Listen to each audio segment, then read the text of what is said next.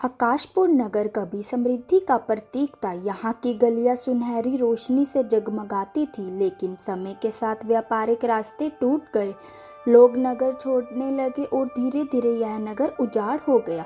इसी नगर में एक लोहार रहता था, अर्जुन। लगभग 50 वर्ष का यह आदमी मेहनती और मजबूत शरीर वाला था, लेकिन उसकी आंखों में गहरी थकान और चेहरे पर चिंता की लकीरें झलकती थी। उसका लोहार खाना कभी गूंजता था, पर अब धूल और जाले ही वहां के साथी रह गए। अर्जुन के दो करीबी साथी भी थे। एक था विक्रम, नगर का व्यापारी, जो कभी दूर देशों से सामान लाता था, लेकिन अब उसकी दुकान बंद हो चुकी थी।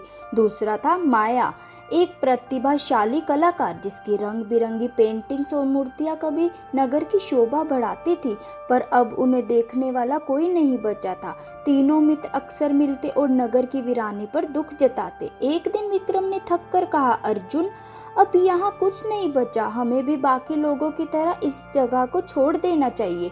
माया की आंखें भी नम थी। उसने धीरे से कहा, शायद यही नियति है। अर्जुन चुपचाप बुझी हुई भट्टी को घूरता रहा, मानो भीतर ही भीतर जवाब ढूंढ रहा हो। कुछ दिनों बाद तीनों नगर से बाहर पुराने किलों की ओर निकले।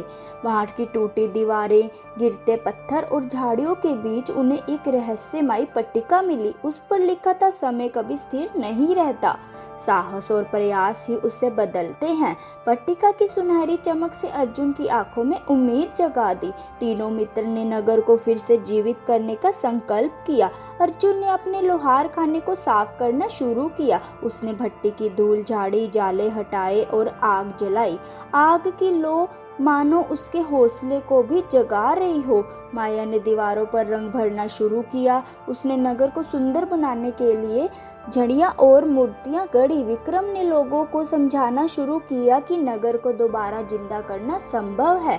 धीरे धीरे लोग लौटने लगे। बाजार में छोटी छोटी दुकानें खुलने लगी, गलियों में आवाजें गूंजने लगी। अर्जुन हथौड़े से लोहे को पीटता, माया दीवारों पर नई तस्वीरें बनाती और विक्रम मुस्कुराते हुए ग्राहकों से बातें करता।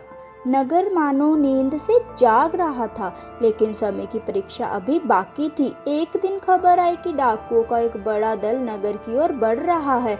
लोग फिर से डर गए। विक्रम घबराकर बोला, हमारे पास हथियार नहीं है, सैनिक नहीं है, हम कैसे बचेंगे? माया की आंखों में आंसू थे। क्या हमारी सारी मेहनत व्यर्थ हो जाएगी? अर्जुन ने दोनों की ओर देखा और दृढ़ता से कहा, नहीं, हम डर कर पीछे नहीं हटेंगे। मैं हथियार बनाऊंगा और हम सब मिलकर नगर की रक्षा करेंगे। इसके बाद अर्जुन ने दिन रात मेहनत करके तलवारें और ढालें बनाई। माया ने लोगों को मनोबल बढ़ाने के लिए दीवारों पर साहस और विजय की पेंटिंग्स बनाई। विक्रम ने नगरवासियों को एकजुट किया और पहरेदारी सिखाई। जब डाकू नगर पर टूट पड़े तो पूरा आकाशपुर एकजुट होकर लड़ा। आकाश की रोशनी में अर्जुन की तलवार चमक रही थी। नगरवासी साहस के साथ डटे थे।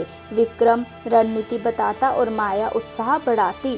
लंबी लड़ाई के बाद डाकू हारकर भाग गए। नगर में खुशी की लहर तोड़ गई। ढोल नगाड़े बजे, दीप जलाए गए और गलियां रंग बिरंगी सजावट से भर गई।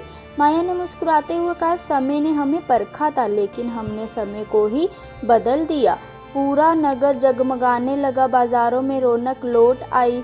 बच्चे गलियों में खेलते नजर आने लगे और कलाकारों की कृतियों से दीवारें सजने लगी। अर्जुन अपनी भट्टी के पास खड़ा मुस्कुरा रहा था।